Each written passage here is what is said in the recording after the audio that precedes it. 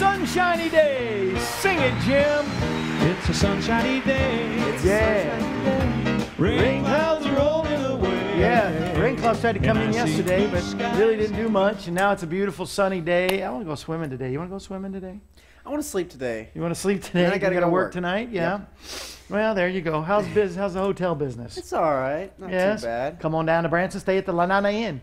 That's right. Is that what it's called? Lanina, you know, you say tomato, I say Inn, Lanina. hotel, or motel? Technically it's a motel, you know, but Lanina they motel? call it hotel. but Hotel. Yeah. Oh, do they? Not inn. The inn is kind of Right. Oh, right. Yeah. Is it inn or hotel? No, it says inn, but no, I was looking at that the other day because it describes it as hotel because, but a it's motel is you drive up to, you Right. know, so Motor. and it's outside. Yeah, right, motel. right. So, but yeah, Yeah, so it's a motel. motel. Yeah. But it's a place to stay. You Yeah, come to it's Branson. and Come it's to a nice Lanina. place. Lanina. You know where they got the name Maria from? Pinta. Their names were the original owners. Their names were Lynn and Nina. Oh, So- well, there you go. Like, Lenina. you know, So it is Benifer or whatever all the celebrity Benifer, names. yes. What was that? Benifer. There was another one that was one of my favorites. Yeah. It was. Can't remember. It was. Doesn't matter, does it? I think it was. Was born here, raised here. Oh, Brad Pitt. Pitt. Brangelina. Yeah, That one, Brangelina. One of my favorites there, personally. We had a great service Sunday at Jubilee Worship Center. Great. Hopefully show you footage. People were healed. What an amazing time. Lady who stiff neck and back and said, move your neck. And so she's doing like this. Lord said, grab her neck and just twist it. I would only do it if God told me. And I said, how does that feel? And she's like, it feels great. So, you know, stuff like that. Lady's hip, a man's knees. Knees or hip. There was just so many different miracles. It was a great, great service. Jubilee Worship Center. And you're going to be in Branson this week. This will be a good week to be here because on Thursday night, Faith and Wisdom, I'm going to be there. I'm going to be singing with the choir. Caleb and Harmony is going to be with me. I'm going to sing. I'm going to preach. I'm going to lay hands on the sick. They shall recover. That's what the Bible says. At Faith and Wisdom Church, the wonderful church established by Pastor Gary and Carol McSpadden. Carol? Yes. Whew. Carol and Cheryl, I get mixed up, but it is Carol. Carol's the wife of Gary. Gary's sister is Cheryl, who's married to Dino. So that's what I get. Yes. So who's all here? Are we watching? We got people showing up. We got Kev. We got Ron Page on. Hi, Ron. How you doing, buddy? And then Patty at midnight texted me and said, "Are you going to be on in the morning?" Like, yes, we are here. We are still here. Hang by a thread, but we are still here. If you got a thread, hang on in the name of Jesus. So that's this Thursday night. If you're at 6:30, if you're in this area, come on out. We're going to do a patriotic 15 minutes with the choir and some specials. And we just might. I'm going to be with them again on Sunday and singing the same musical on Sunday. So if you missed Thursday night, you can come out. But I'm not preaching Sunday. But Sunday, July 2nd, I'm going to sing. And there's wind. There's a voice in the wind that says we might put together a quartet. Now, this is not for sure yet. I don't know. With myself, Gary McSpadden, who's been with Oak Ridge Boys, Gaither Vocal Band, the Imperials that just sang that song. So he's been with quartets. So it's Gary McSpadden. R.W. Blackwood, the Blackwood brothers, yes, of the Blackwoods. That's right. And then Mark. So the four of us may do a quartet. Awesome, so man. that would be worth seeing July 2nd. We'll see. In the news, lots of things happening in the news. 6 of the Republican senators are holding out. I'm glad they are, to tell you the truth. This Trumplicare, whatever you want to call it, is I just named it that. Because it's still some parts of the Obama thing with the thing, and I know there's some things you probably need to keep pre-existing conditions. That's, I guess, not a problem, but I guess it's the premiums would not be, they want it to be more of the free market. So I agree with that. I think hold out till you get it. Trump's pushing to, and the vice president to push it before the 4th of July break, but don't rush something if it's not right, right? You take care and do it right so that everybody is covered. And so I think they're going to use parts of, they're going to have to. There were some good parts of Obamacare. So that's why I call it Trumpacare.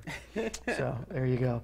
Then they say that Syria, I guess Intel has shown that they are gearing up to spread some more chemicals. They're not going to spread any love, but hey, they're going to kill their own people again. So they're on alert right now for Syria, maybe dumping chemical. That's so horrible. I can't even imagine. Here they go again. You'd think they'd learn. ISIS would kill more. Yeah. Well, they're not killing ISIS people. They're killing their own, the other. No, I think they are killing ISIS There's people. the Shia, Sunnis, and the Hittites, Amorites, and parasites. I don't know. Kurds. There's all kinds of. But I think they are killing ISIS people to a certain degree. I mean, Those kids, and they're not ISIS. ISIS kills kids. Well, I understand. No, what I'm saying is we can't get rid of him. So go ahead and kill him? No, don't get rid of him. No, I don't think get rid of him is just get rid of, say that there's sanctions. Do not, they just can't be. I don't think he's fighting a war against ISIS at all. Well, they say, I don't know how much he's doing it, but I mean. Yeah, because ISIS doesn't seem to have that many strongholds in Syria, do they? They're over in. Well, that's the point. If we get rid of him, they will. Yeah, well, we don't need that for sure. I don't have the answer about what to do with him, but they definitely, they're gearing up for more chemical warfare that it needs to be stopped. I guess Google is going to pay $1 billion they broke some antitrust laws. $1 billion. And $1 billion. Yeah, I wonder not what, good there. that's usually refers to a monopoly. I wonder what. Yes, I think they're doing, and I think it has something to do with some overseas things. It's just breaking illegal things, and so, I don't know all the details. Just heard that they are in a lawsuit for breaking antitrust laws.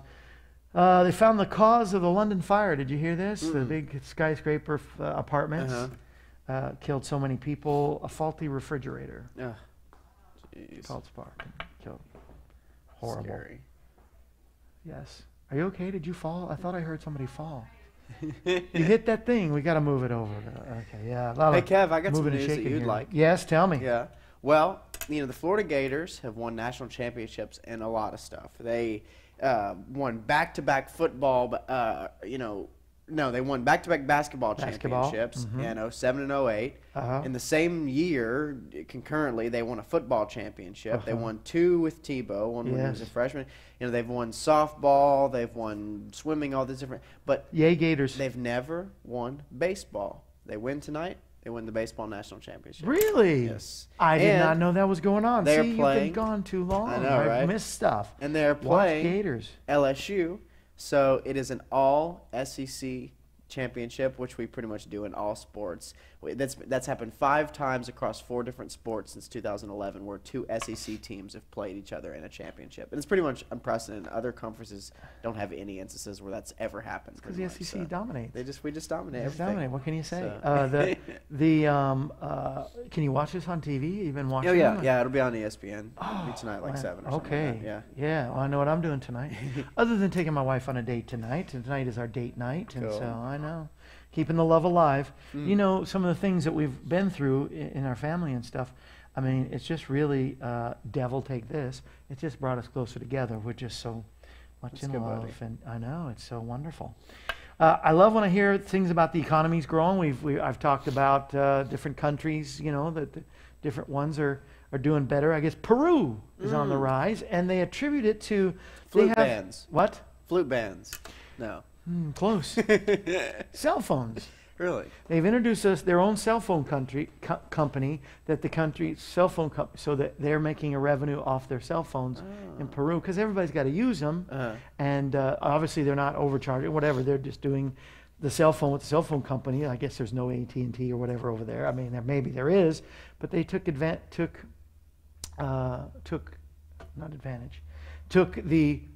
initiative. Oh my gosh. It's a Monday for us, yes, even though it's a Tuesday. It took the initiative to take advantage of something like that. But yeah, a good deal on Peru. Yay, Peru. All right. Our economy seems to be growing too, Kev. Like they said, good unemployment numbers the other day. Isn't that something? It's amazing. They're trying to get, somebody's actually trying to get the World's Fair back to the United States. I don't know if we've been having a World's Fair. I've never heard of it since It ended. Yeah. I don't know when it ended. I don't but know either. They won it back in the United States because some of the world's greatest inventions debuted at the World's Fair in the United States. Whether it was in Chicago or Seattle. What? Ice cream was. Was ice cream one of them? Yeah. I know the Ferris wheel was one of them. Yeah. Which we have one of them here in Branson, giant Ferris wheel. The telephone. Yeah. The television. Right. I mean, this is monumental things. Yeah. And the X-ray machine all debuted in the United States World's Fair. That's so cool. In Knoxville, you know, Kev, they had one of the last ones in America in 1980. And it's still downtown. Everything's still there. It's amphitheater. The giant sun sphere that's so iconic of Knoxville. That's from the World's Fair. Yeah, so, I forgot. Yeah. That's why there's that needle, I think, in Seattle. Yeah. There's why there was the big Ferris wheel in Chicago. I think the Ferris wheel actually in Chicago in the late 1800s or something is when the one that's here was it may not be the same one. Right. But Placed it or it was that place. Yeah. That was where the World's Fair was. Yeah. I'm sure there was one in New York. As a matter of fact, in New York is where McKinley was shot, right? And then who became president, but we're going to talk about it today. Who, okay, we're going to give you a gift. Who let the dogs out? Who became president, the vice president, the second vice president, wasn't the first one.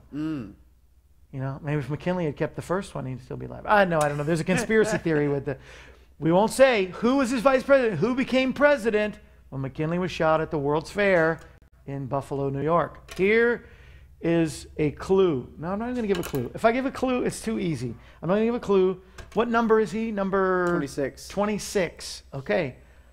This guy he became president and was really known as a great president. And we're going to find out why in a historical moment with Marshall. I'm glad to have you back. I missed it. But if you can name it, I'm going to send you a gift. What do we send him? What are we going to send him? I'm going to send him one of the books. The books. We've done books. What can we send? We can send something wonderful. Well, I'll come up with it. All right? How about this?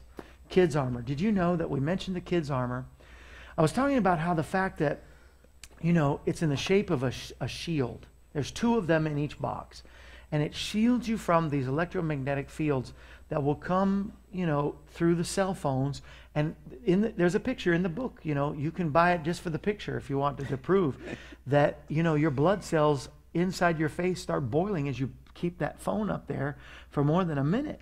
And, you know, you get those rays that come through the buildings from a satellite in space to a tower near you, through your house, onto the thing you're holding by your face. How can that not have some sort of effect? Well, there's some natural elements. If I told you what was in it, I'd have to kill you. But this has been improved. The Israel Clinic, the German Clinic, the Jasper Clinic in America have all approved that this definitely, they tested it work, and all that information's in there. So I was mentioning it last week, and wonderful, the lady, our friend in St. Louis, Charlotte? No. What's it? Where we sent the last Linda. Oh, tell me who it is. If I saw her name. Oh, I didn't have my essential energy yet. Well, anyway, she ordered it right away and sent it off. I'm going to send you a box. You can tell me who followed the president after William McKinley. All right, I'll send you one. But those who want to get them, they are 35, 2 for $60. 35, 2 for $60. They're worth every penny for safety, and that's called Kids Armor. It's a shield.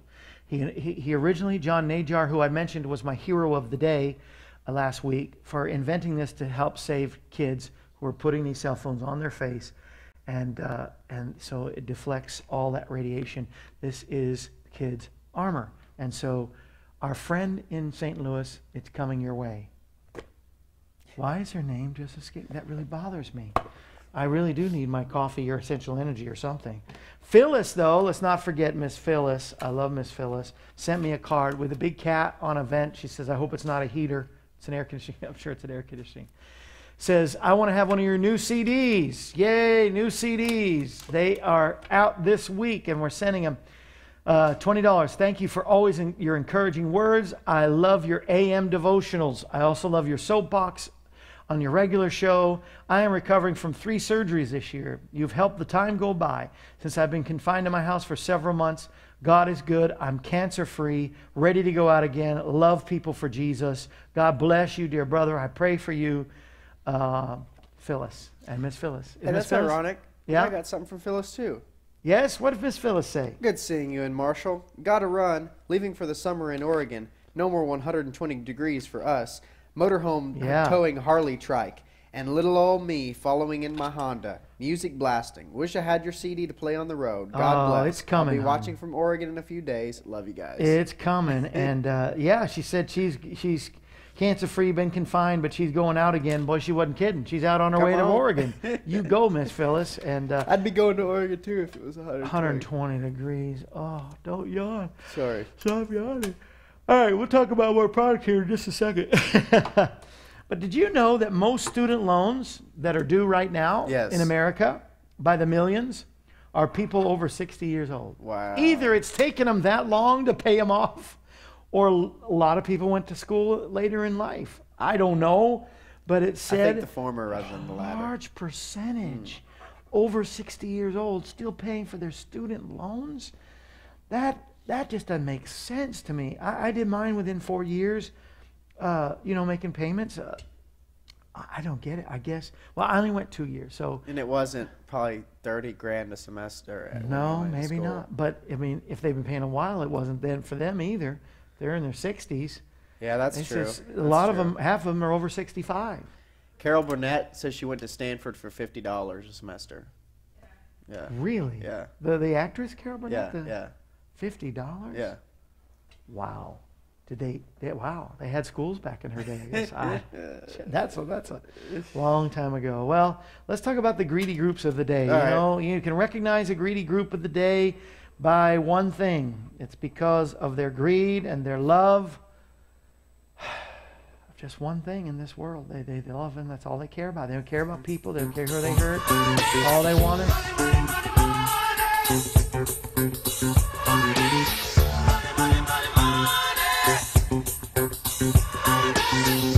All right. We have a conspiracy theory that we think is more than just a theory. So when I put greedy groups of the day, I put a question mark by it every day because, are they, aren't they? It's up to you to decide. I just want to throw it out there. Greedy groups, two of them, they're all really working. Okay, there are insurance companies, and then there's governmental insurance supplement companies who not only give you the Medicare, Medicaid, that is free to seniors or those that qualify. But like they did with my mother, if you wanted to have this or that done, there's a supplement insurance that you get. Now, my mom was in her 70s. These people that are 65 and older, they're not making much of an income, especially with the Social Security checks they're getting. And yet they're going to charge them more for more things to be done. Well, this one doesn't qualify under the, for your eyes, for your, one of mom's, well, I don't want to tell her business, but, something that she needed to done on her legs. And oh no, that's extra. From her estate, when she passed away, I had to pay off her supplemental insurance thing. And I call these the greedy groups because, really, seniors are supposed to be taken care of. Vets are being taken care of, and I hear they have to pay these supplemental things. This is just another con and an extra way to greedy to get money. But then on top of that are the regular insurance companies. Last week was, it's actually this week, and so I guess today, when did I do that? Anyway, one of the days while you were gone was Insurance Day. Probably invented a holiday by the insurance companies. Yeah. But I love insurance companies. We need insurance companies, but I think they're one of the big holdouts for this Trumpacare. I think they're the ones that are saying we don't want this free market. We don't want them to be able to go and choose the cheap. I mean, because then it causes them, they have to lower their rates. Oh, so sad, because they're making billions. Yeah. Billions. The stats that I have heard, because I know some insurance people that are in the corporate. And so I'm just saying, you stop with the greed. Let's make it a free market. Let's make it where, may the best man win with the lowest rates, but the best care. Let that be out there. Let that be a part of Trumpacare. And then the supplemental stuff by the government, give me a break. People that are retired have probably paid in thousands and thousands and thousands of dollars each person their whole life into the government, and then they can't take care of whatever their needs are. Yeah. Well, it's because when the original, Obamacare passed, it was nothing more than just sort of insurance reform. I mean, it really wasn't. It's still keeping them with We all wanted their that, power. yeah. You know, yeah. I mean, but like, But look at it this we way. want to though, Kev. reform, but this is not the way. Yeah. Well, and look at it this way, like, you know, a company, let's say a really famous person was on TV talking about this the other day. You know, his mother had some kind of, you know, maybe it was Parkinson's, ALS, some kind of degenerative type of disease. And, you know, there was something that was not like crazy experimental, like you go to Mexico and get some stem cells or something. Right. But there was something that was a quasi-experimental that was sort of new. They hadn't tried out yet. But it was like, but if you're fighting for your life, wouldn't you try anything?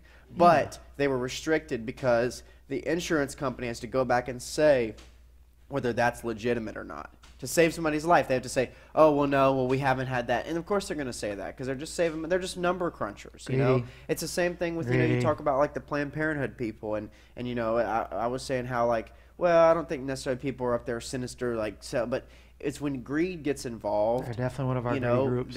they want to kill babies, and they kill your grandma. It's the same thing. I mean, you know, it's just all about money, and No, it is pretty sick to me, and so especially those that are defenseless. That's what babies are defenseless. That's why Planned Parenthood, a greedy group, the elderly, the retired, the veterans. These are defenseless. These are people, especially the veterans. They defended our country, and we can't defend them and give them what they need. And most of the cases I hear, they're not asking for crazy things. They're not, you know, crying, you know, they broke my nose, I need plastic surgery because they moved me around in an airplane. You know, they're not doing that deal like that guy. But they're, you know, there's legitimate needs. My mother was in pain, and I can't talk about her. It chokes me up. But I mean, there are people that are really hurting. You know, with like the VA, Kev, it seems to me with the scandal that they had, it's, from what I've understood, the VA gives decent care. It's just that there was like a backlog, and it was just this dumb government red tape stuff. Yeah, and once again, you know, I mean. So I know that was one of President Trump's campaign things. You know, really, on the veterans, that we haven't helped the veterans enough, and I think that's kind of why he had his little. He called it something else, and he got called out for that because I don't think he should have said that. But I think he had this tension with McCain because. Here's McCain as a veteran, and why aren't you doing more? Why did you let this happen? And kind of that was, at least that's what I think his biggest argument was. Whether it was true or not, I don't know. I don't think McCain is a greedy man at all. I think he's a good patriot. But these greedy groups have got to stop. Let's go to the heroes, huh? How about some heroes of the day? And I picked my heroes. I met a man by the name of Dr. Brian Carpenter and Dr. Gordon Pedersen, and these men are heroes. I was talking about Najar being a hero because for the sake of children, he put this kids armor together. It's for adults, so it's for any cell phone, but for the sake of kids, he came up with that. And for the sake of, there were people that were having ailments that could not defend themselves, and they said there's got to be this remedy that the doctors can't find. There's these viruses and these flus, and there's malaria. I mean, this was created originally, one of the origins of it was missionaries going to places and holding up their hands and saying if they caught it too late, you know, they didn't have vaccines because they can't have vaccines in these places in these third world countries. And how do we solve malaria? And they started using silver, and it reversed all the effects and stopped every sign or symptom of malaria by using something that God created. And these guys are my heroes for finding this and then saying now they were giving some colloidal silver, which people started taking a lot to build up their immune system, and they started turning blue, and they said that's not going to work either.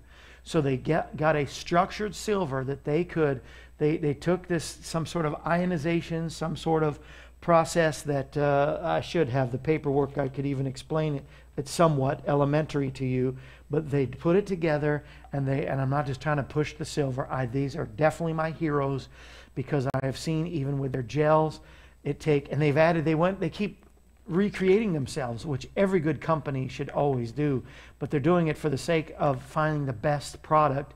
And this structured silver, then they restructured it, took out something that had something that, over a period of time was not the best thing for you. So they took that out of that. It was the Silver Soul that they originally part of. They broke with that company, and now they're doing the Sacred Silver. So they found out they could infuse music or good words into minerals, and it restructures it as well as the way they have restructured it, so it became alkaline and not acidic with the restructuring of it.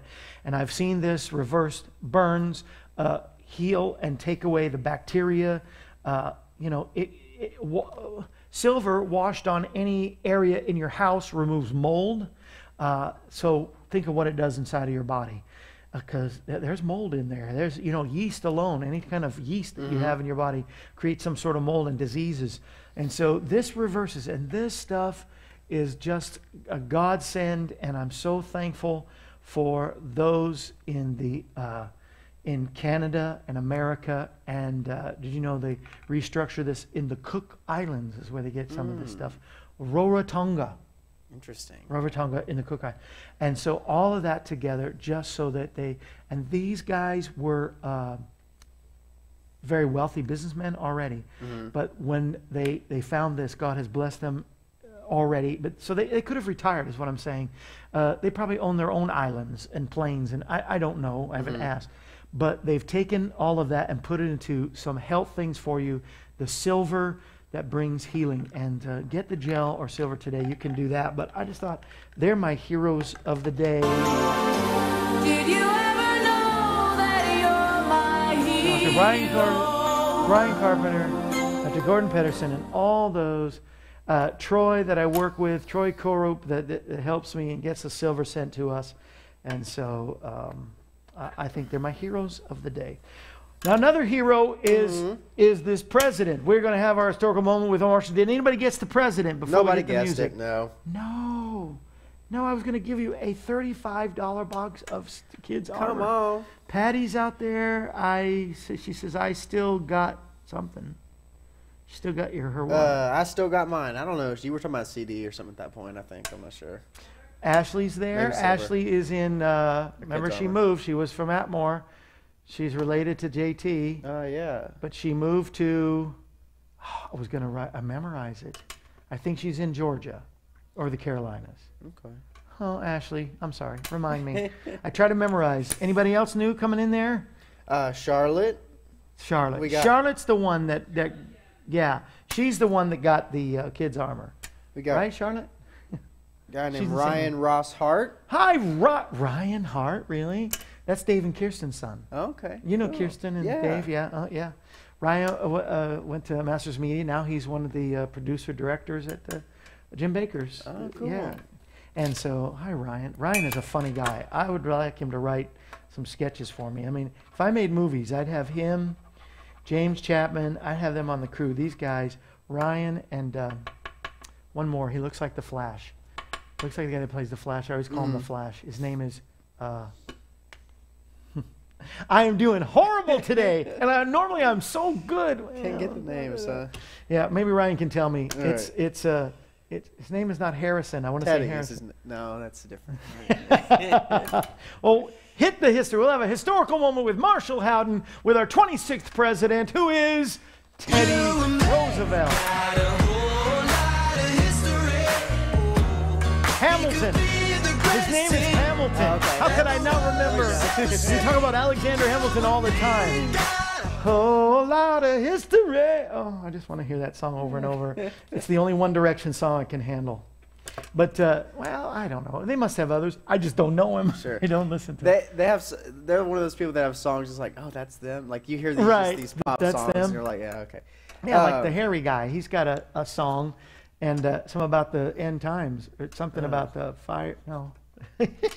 Why am I even talking today? Do it. Let's talk. All right. Teddy was born in New York. I know that. Born in New York, and just like his second cousin Franklin, Born in New York. Been to his house. they were of this really like this American bourgeoisie kind of thing. His father was Theodore Roosevelt Sr.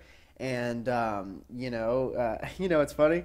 Ryan and his mom Kirsten are both watching. They just comment each other. Yay, guys! Hi, Mom. Yay! So he came from. They even had this like crest. you know, Roosevelt essentially means Rose Field, you know. Oh, and really? a lot of people, I've kind of Did not started know to do that. this too, Kevin, is a lot of people who are historians, it's not to be different, but it's just to try to get things correct. But a lot of people who are historians really usually pronounce it Roosevelt. Roosevelt. You know, so, True. you know, Teddy Roosevelt. Roosevelt, you know. So, so what was he before he was president? He was governor of New York. Yes. He was. This is really interesting. He was president of the New York City Board of Police Commissioners. Okay. And he was a New York State congressman. That's why. Sorry. I mean, I'm looking at you, but I was just looking past you. That's why one of my favorite shows, Can't even remember the show. one of my favorite shows. I know. Bless her, bless her. One of my favorite shows. Uh-huh. I have no idea what I was going to say. Oh, Something Blue about- Bloods. Blue Bloods? Blue Bloods has a picture of Teddy Roosevelt. He plays a police commissioner or the head of the chief of police of New York City. Yes. And that's why he has Teddy Roosevelt in his office. Okay, go ahead. In the main conference room, and I didn't write this down, but you know, I just know this: the main conference room in the White House, where they sit in the cabinet meets, is the Roosevelt room. You know, and they have Teddy Roosevelt in his, True. you know, Rough Rider thing. So, but we'll get to that. So Yeah. he was 26th president from New York City, or from New York. Vice President of William McKinley. Yes, his vice president was Charles W. Fairbanks, and he was 1901 to 1909. Was any Fairbanks related to the Fairbanks I people? don't know. I don't know The much, actor, too much about him. Douglas Fairbanks. But he went to Harvard and Columbia, which I thought was pretty Whoa. impressive. Yes. And so, you know, he was an interesting guy, very dichotomous in a lot of ways. He was a conservative who fought for reform. So in some ways, Fought too. Speaking of fight, he Yes. fought too before he was all this stuff Yes, too. he did. We're going to get to that. Oh, it's still to come. Yeah, Okay. this is just a little thing, and then I'll probably grab it to the Rough Riders real quick to go in sequential order, you know. So he kind of considered himself both a Democrat and Republican. He had influences from both sides and really just believed that you shouldn't commit Smart way yourself to to a go. Mm-hmm. party. You should commit yourself to the people. you Well, know? So That is how I believe. That's right. That's why I'm not Republican or Democrat. I want the people to win. That's right. I think you're more one of them. But Stop. That's okay. So he That's was because one of them is more right than the other all the time. But go ahead. Stop. So they said he was the most exciting man you had ever met. Energetic, constantly reading or doing something, learning, building. You know, exuded charisma. One of the greatest politicians of his generation. Just Yes. this incredible. And so we're gonna go back a little bit to the Rough Riders thing. Okay, yeah. Before I get into his presidency. So Who was president during that time? this was during. Gosh, I know. I think it was. You know. Not McKinley, was it? Because he was Assistant Secretary of the Navy under. It was before. It was like Yeah, it might have after been- Garfield, Arthur, Harrison, one of those, Grover. No. Yeah. But Anyway, because we talked about this war, he the was Spanish-American. Spanish-American War. It was fighting for what? We were trying to liberate. We were scared. It was kind of an influence thing. You know, we started to be scared of kind of their influence over Cuba in our hemisphere. Cuba, right. It was a whole Monroe Doctrine, which he would evoke a little bit later, you know.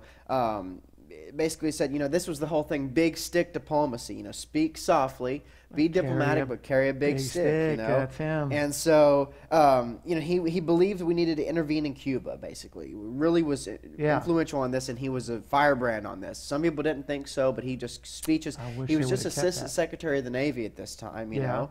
And essentially what he said, I'm going to war. So he resigned from his post, Assistant Secretary of the Navy, and essentially just used his influence to become Lieutenant Colonel and lead a cavalry regiment down Yeah, there. you picture him on those horses, with Right. the cavalry. Yes. In Cuba. In Cuba.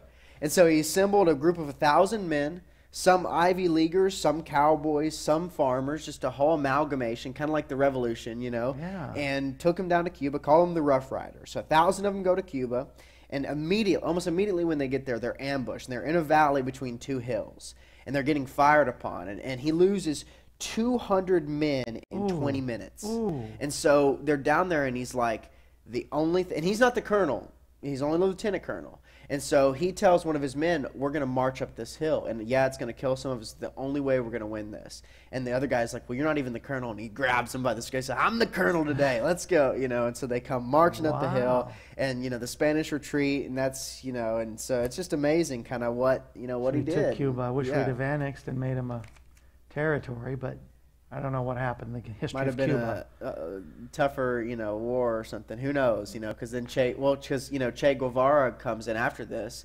So had we even done this, his in the Sandinistas, I think it was called, or what, that maybe that were in Nicaragua, but so his types, those revolutionaries would have probably still fought us, So it's but I think we could have won. I don't know that maybe it's not worth the who knows. the manpower. Counterinsurgencies are some of the hardest, when the people are there against you. But who knows? Maybe the people would have been for us. But that's revisionist history, and we don't know. Yeah. But so when he got into office, Teddy Roosevelt immediately went after the corporate powers of America. He believed those people like J.P. Morgan and all these, while they did great things for us, really held the reins of power. Mm-hmm. And he was skeptical of one group or one set of people holding too much power. Yeah. So he went after them and sued his Northern Securities Corporation to halt its monopolization of the Western railways. Yes. And in a Supreme Court decision of 5-4, he crushed He his crushed. railways. Yes. They hated him. There's a mini series Yes. of the businessmen of that time, the wealthy. The steel was Carnegie. yes. Yeah. The railway was J.P. Morgan. yes. Yeah, and then we had Vanderbilt. Vanderbilt, and these guys, they had sealed a deal with McKinley's people. Then they got the news he was shot and killed. It crushed them. Wow. They knew it was all over. That 'cause makes perfect sense. They Because had McKinley was in a their guy pocket. of this business, Yes. absolutely. And so people criticized him. They said, "You're a trust buster," and he said, "No, I'm a trust reformer." He said, "I believe that these large businesses and industry is something that comes with the Industrial Revolution and something that we can't turn our backs on." Just something that should be regulated properly so that they don't get out of hand. So he was a patriot. So this is He was interesting. the real deal. This is kind of a contrast between a president that we had later who, a lot of people, get out of here. People probably call. I'm starting to get those student loan calls, Kevin. Are you? See, Yeah, me I don't too. even know what Because you're related to me. They Maybe found your so. number. Yeah. So this is interesting because, as we get into the 1900s in this century, Kevin, Yeah. we're going to really get to a point where we're going to have to start kind of comparing and contrasting people in this century. And it's not as obscure as in the centuries past, In other words, if you say, oh, this is Calvin, or no, McKinley did this and this, think, oh, people have no modern connections to these. But we're going to start getting to where people start understanding and have their own recollections, their own memories and stuff. So I just thought it was interesting to contrast because there was a coal strike. All the coal miners went on a strike. And basically, Roosevelt took them both sides, took the labor and the management, and put them together and said, you guys aren't going to negotiate. And they ended up settling with it, but he sided more with the labor side, and just Sure. and got the. But I just thought it was a little bit different than kind of like what we saw like with Reagan, because Reagan, the air traffic controllers yeah. struck, and Reagan, fired Said him. bye-bye. And so that's kind Yeah. of a contrast of kind of styles, and we're going to start getting that. Yeah. I think more and more different presidents. This one would handle it one way, and this one, and then we see kind of Well, as and I history think every plays case out. is different too. I mean, Think it so. seemed like that it was out of control with the air traffic controllers, but out of control with the controllers.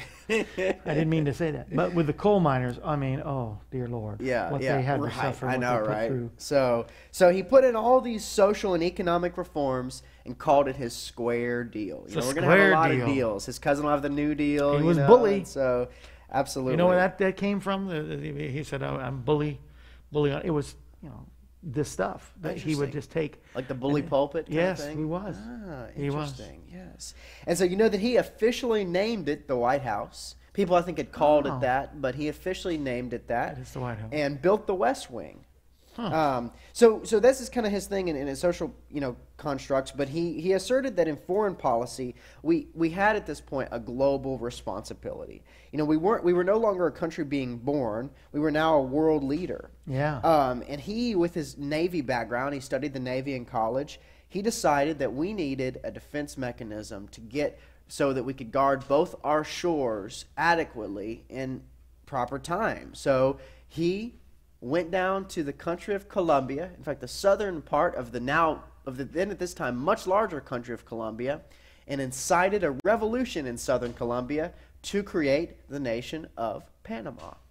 Therefore, we created the nation of Panama, and in return, we got to build the largest engineering project in the history of the world to this point, The Panama. the Panama Canal. Canal. And we got to use it for many, many years. It was Yeah. ours for many, Till many Carter years. gave it away. And we gave it away. We annexed it back to them. I think Thank we you, still have Jimmy. rights to use it, and stuff Whatever. like that. But so yeah, that's what he did. He invoked the Monroe Doctrine, saying the U.S. was now in charge of the entire Western Hemisphere. And so then in 1904, he was reelected by the largest popular vote margin up to that point. Which is so, what we're going to get to later in his Yeah. life, because he didn't like, the next guy started going backwards, some of his, and he was just, his reforms, and so he was ticked. He ran again. He did. But didn't get a popular vote the next time. I mean, how do you go from the most popular, just That's ask, interesting. Yeah, I didn't think of ask that George, exactly like George that.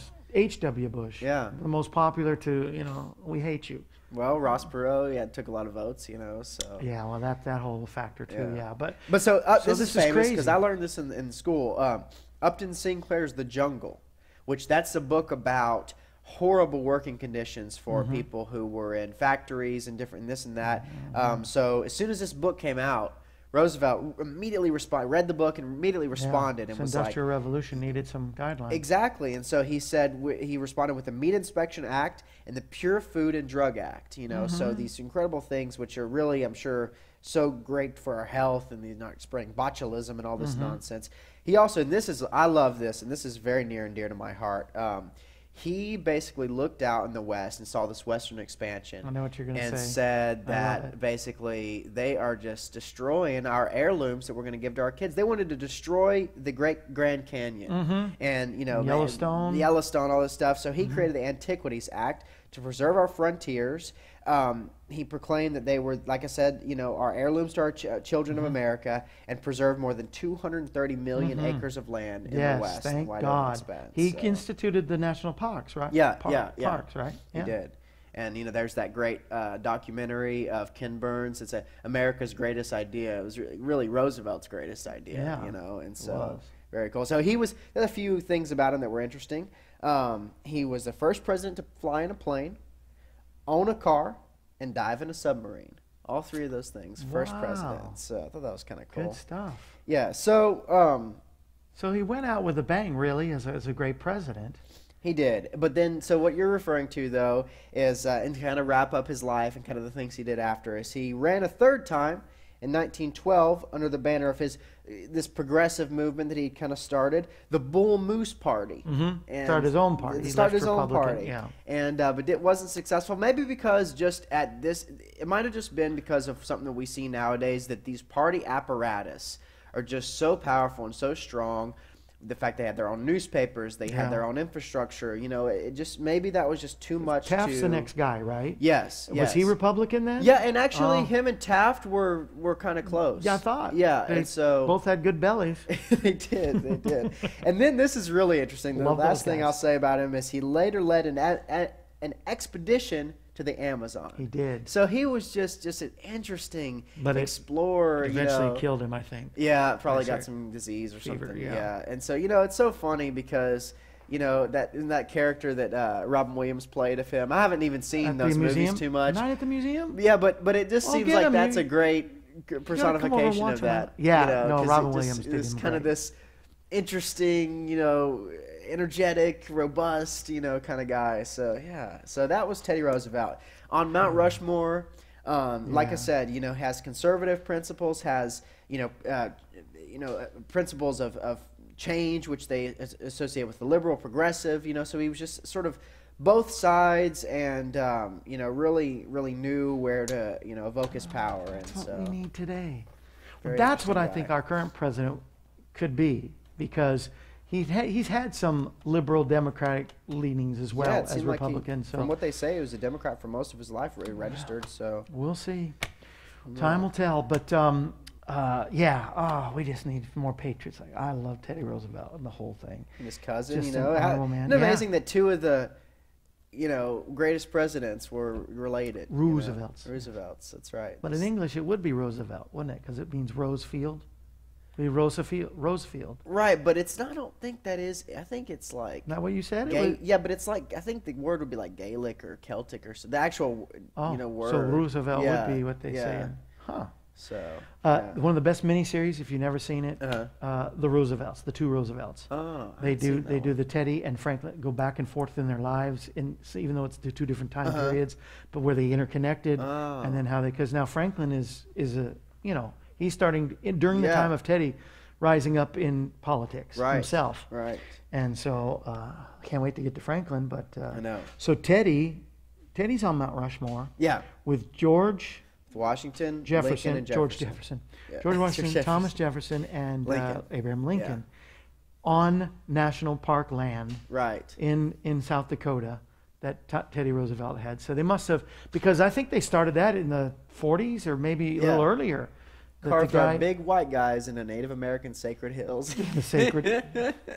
Very ironic, isn't it? Yes, yes. Lest they forget who's in charge. And then they're trying to build. They've been working on this for like 60 years, Kev.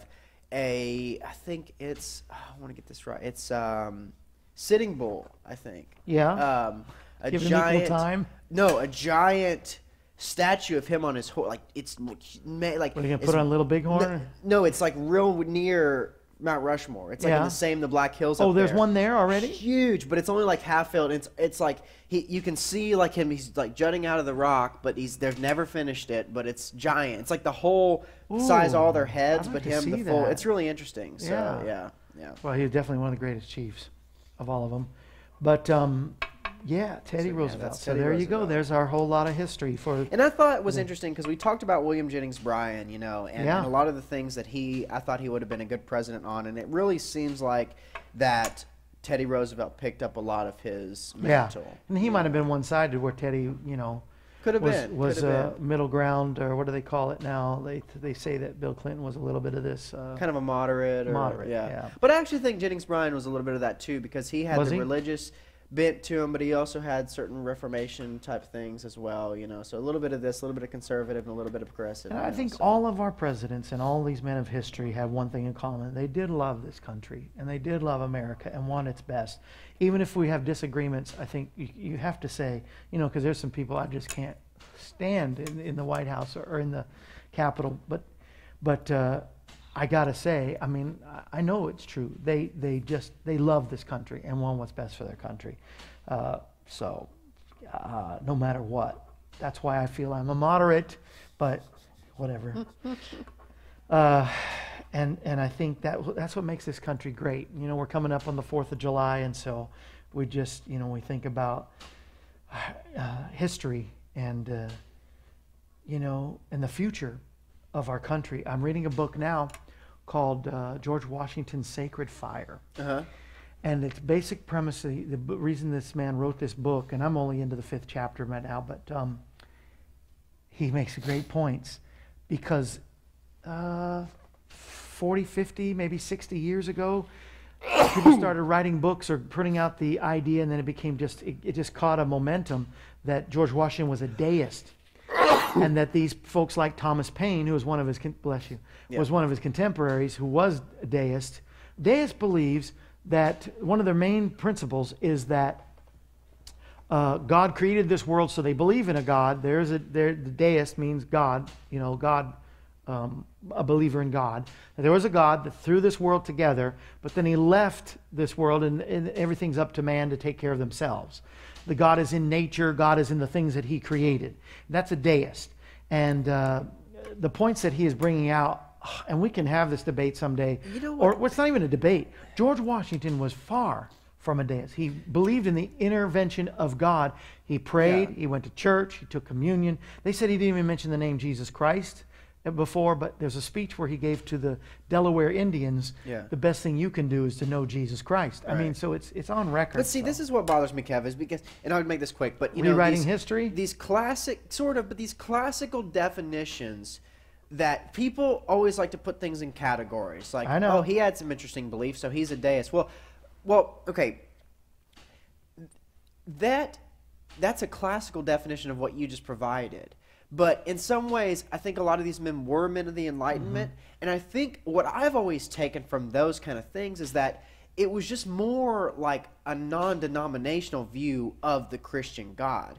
It wasn't that they Some of the had, deists may have been that. I don't know. But see, this is the problem, though. Here's my problem with all this thing, is that when we act like the Founding Fathers are a monolith, when somebody says, well, all the Founding Fathers were all exactly equal men of faith, that's not true. No, not true at all. Hamilton was a very strong man of faith. Washington And had Burr. strong, And Jefferson too, however, Jefferson was more somebody like this, who he wrote his own Bible, The Faith and Moral Teachings of Jesus of Nazareth, Ripped some pages he out. basically said Yeah. he took out all the miracles. So, but that's the problem. We cannot put all the founding fathers in No. one box and say they all believe the same thing. Otherwise, you're going to have these mischaracterizations of their faith or of their belief structure. you True, know? And because, so- well, I think it's an agenda of those that would like to make sure that God is taking out of our founding fathers altogether. Yeah. So if you can pick this one, well, he was a deist. That means he didn't really have a relationship with God. He just believed there was one, and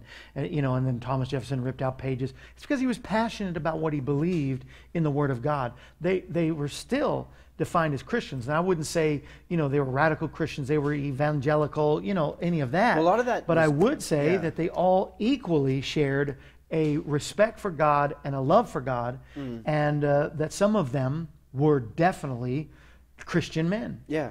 I would definitely say that George Washington, John Adams, some of those, and even with his quirks and stuff, I know Benjamin Franklin, had a passion for the Lord too, because it's Especially later in his life, writing. Yeah, especially later.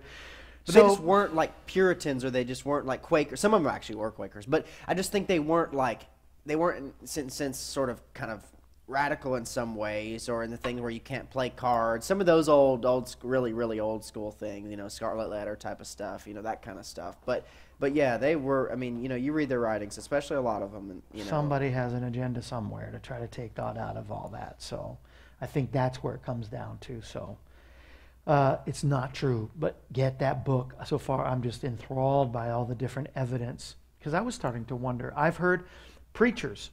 There was a preacher that comes regularly on in the other show I used to work with. I guess I might as well say it. But anyway, he's written books on how heathenistic that our founding fathers really were, that they weren't even Christian men, that George Washington and all the founding fathers were this deist, tree-loving, worshiping nature, took things from... Then he talks about, the Masonic influence and how the Masons were... No, the Masons... anyway, Yeah. it's a whole discussion Yeah. that you go off on these tangents on both sides, liberal and conservative, and somewhere in a moderate world, we find the answer. Hey, let's go to the real world of Christianity. Before I do, you can help us spread the gospel. You can help us through this morning program. This costs to do every morning. And we ask for nothing except if you give as the Lord leads you. We'll send you gifts to say thank you. We're legitimate now. We have our own coffee mugs. And we have this was my co-host while you were gone. I set him in the Okay. chair, and he would talk to me. Oh, yeah? Yes, Kevin, of course. And so they're 22 for 30. Same with the mugs. By the way, did you see the mugs came in? Yes, all the way from China. And did I say that like Trump? Not even close. No. How does he say it? China. China.